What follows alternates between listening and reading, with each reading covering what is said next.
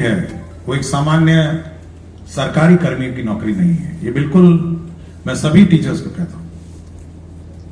और यदि कोई टीचर यह सोच के आ रहा है कि ये सरकारी नौकरी है इसलिए मैं करना चाहता हूं या करना चाहती हूं, तो बहुत ही गलतफहमी में है। टीचर्स की नौकरी बिल्कुल भिन्न है और ये सबसे भिन्न है, मतलब इसका कोई तुलना किसी अन्य नौकरी से नहीं है। आप समझ सकते हैं जब आप क्लास में जाते हैं तो बच्चे आपके सामने रहते हैं और आपको इस निगाह से देखते हैं कि आप उनको ज्ञान देंगे और आप उनका भविष्य बनाएंगे। एक सामान्य सरकारी नौकरी में क्या होता है, कार्यालय में बैठे हैं, संचिकाएं आती हैं जाती हैं, आप संचिका को कभी ऊपर भेजते हैं, कभी संचिका को नीचे भेजते हैं, आपकी मर्जी है, आप अप्रूवल करिए नहीं करिए, 5 दिन बाद करिए, 10 दिन बाद करिए। लेकिन एक शिक्षक की नौकरी नहीं हो सकती। आपका बिल्कुल जो आपका टारगेट सेगमेंट है वो आपके क्लासरूम में आपके सामने बैठा है और बिल्कुल टकटकी निगाहों से आपको देखता है कि आप उसको शिक्षा देंगे और आप उसको ज्ञान देंगे।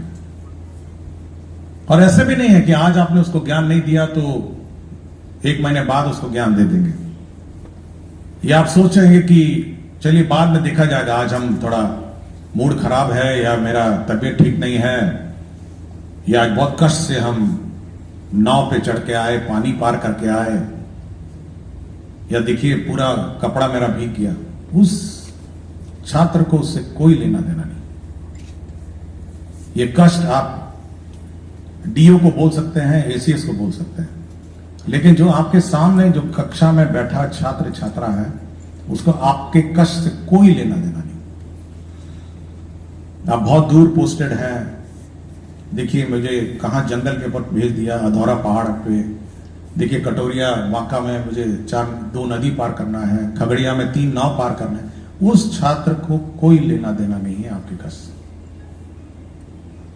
उसको केवल शिक्षा चाहिए और वो शिक्षा ग्रहण करने आपके यहां आया है।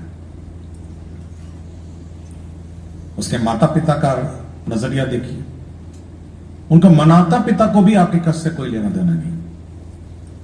वो आपके हवाले इस बच्चे को इसलिए भेजे हैं कि आप उसका भविष्य बनाएं, कि आप उसको पढ़ लिख कर एक ऐसा इंसान बनाएंगे जो कल समाज पर अपने पांव पर खड़ा हो। देखिए दोनों बहुत ही इंपॉर्टेंट स्टेक होल्डर आपके हैं, एक शिक्षक, एक छात्र है और एक उसके माता पिता है। और यह आपका दायित्व है कि आप ये दोनों दायित्व पूरा करें। आपका कष्ट का दायित्व सरकार, department, DEO, BEO, DPM, DO, जो नाम दीजिए, डीपीओ स्थापना है, जो उसका काम है उसका पूरा करना। ये उसकी एफिशिएंसी पर निर्भर करता है कि वो कितना आपका कष्ट हरण करे। लेकिन जो टारगेट सेगमेंट है मेन, जो आपका छात्र है, वह आप पर निर्भर करता है कि आप उसको कैसे पढ़ाएं। और अगर आप इस ड्यूटी में चूक जाते हैं, मान लिया आप गए, सुबह गए, हाजिरी लगाया, बायोमेट्रिक, ये पता नहीं कौन एसीएस आया, हाजिरी लगवाता है रोज, हेडेक है बिल्कुल। कुछ लोगों को बोलते उसमें सुना है मैंने, रोज देखिए 6:30 बजे हाजिरी लग जाता है और चेक भी करता है, बताइए वीडियो कॉल करके। तो और उसके बाद गए अपना बगल में दुकान में बैठ गए, क्योंकि बहुत सारे लोकल टीचर हैं, दुकान भी हो गई उनकी सामान्य रूप से। कुछ लोग का खेती भी हो गया, कुछ लोग खेत में अपना धान कटवाने जाते हैं, कुछ भूख के आते हैं, लेबर वेबर लगा के आएंगे, शाम को आएंगे फिर हाजिरी लगा देंगे। तो अगर आपकी ये चूक हुई, मैं ये नहीं कह रहा कि जनरल परसेप्शन है मेरा, मैं एक 1% की बात करता हूं, ये 1% वाले हैं। मेरा अपना मानना है कि 99% टीचर्स बहुत डेडिकेटेड है। तो अगर आपकी चूक हुई तो आप समझ सकते हैं कि आपने कितना डैमेज किया। एक तो आपने उस छात्र का जीवन बर्बाद कर दिया, छात्र जब सच्ची में बर्बाद कर दिया। आपको उसको सिखाना था, आप नहीं सिखाया। वो क्लास 1 से क्लास 2 पहुंच जाएगा, फिर क्लास 3 पहुंच जाएगा, उसको चाहते ही नहीं, ना मैथ्स आता है ना इंग्लिश आता है, ना कुछ आता है। सरकार ने आपको वेतन समय पे दे दिया, सरकार ने हाजिरी भी लगा दी, सब सरकार ने सब कुछ आपको दे दिया, लेकिन उस नन्ही सी जान की जिंदगी आपने बर्बाद कर दी। और बाद में जाके क्या बनेगा? वो जब 18, 19 साल, 20 साल होगा, सड़क पर बैठ जाएगा कि भाई हमको कुछ काम दे दीजिए, कुछ भी दे दीजिए, कुछ भी कर लेंगे।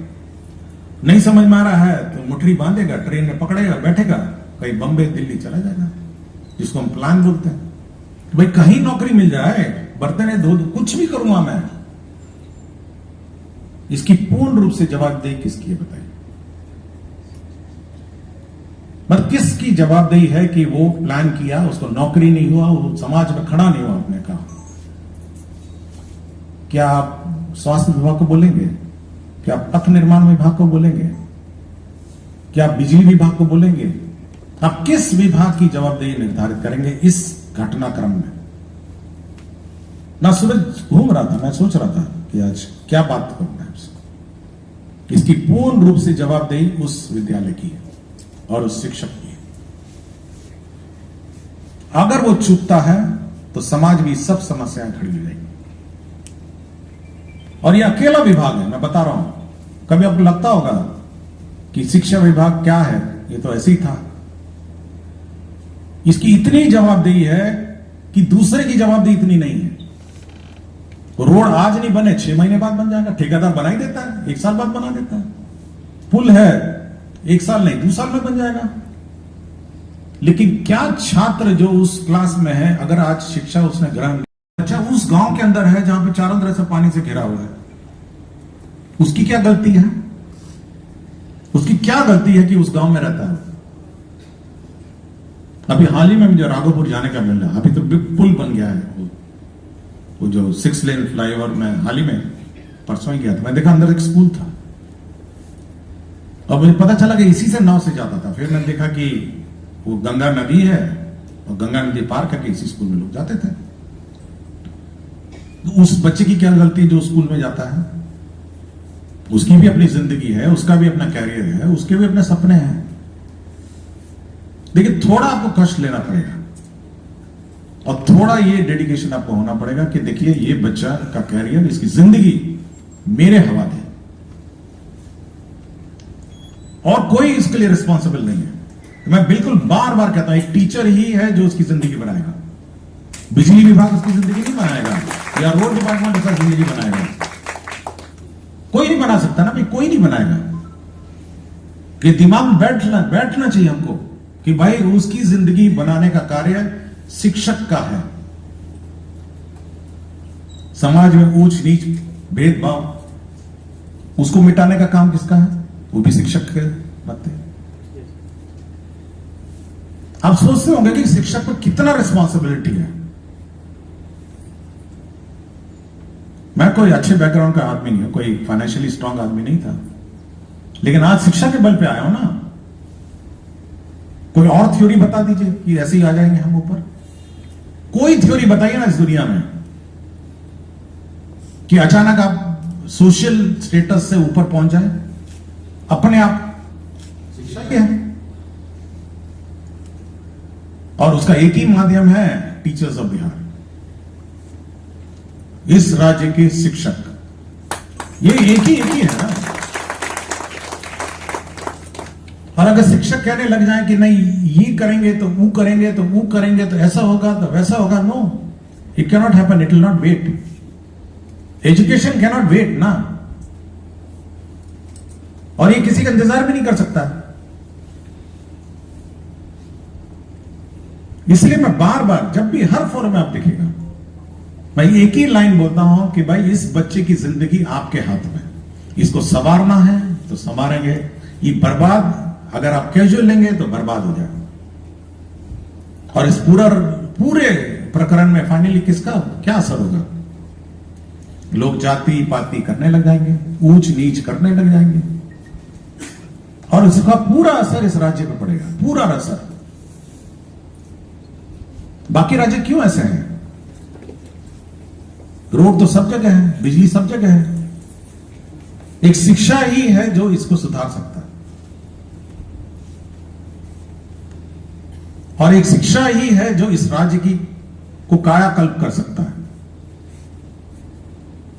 इसलिए जब भी आप चर्चा करें, आप अपनी रिस्पॉन्सिबिलिटी को समझते हुए चर्चा करें कि आपके कंधों पर कितनी बड़ी जवाबदेही है। ये आप सोच के चर्चा करें। मुझे पता है कि टीचर्स को कितना कष्ट है।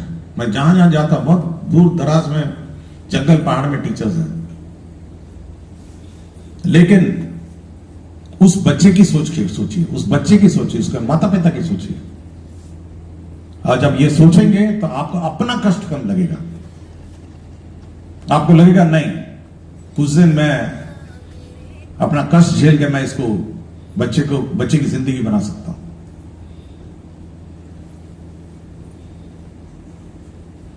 मैं इसीलिए मैं ये बात आपसे कहने आज आया हूं कि भाई आपको अपनी रिस्पॉन्सिबिलिटी समझनी होगी और ये जवाबदेही आपको लेनी होगी।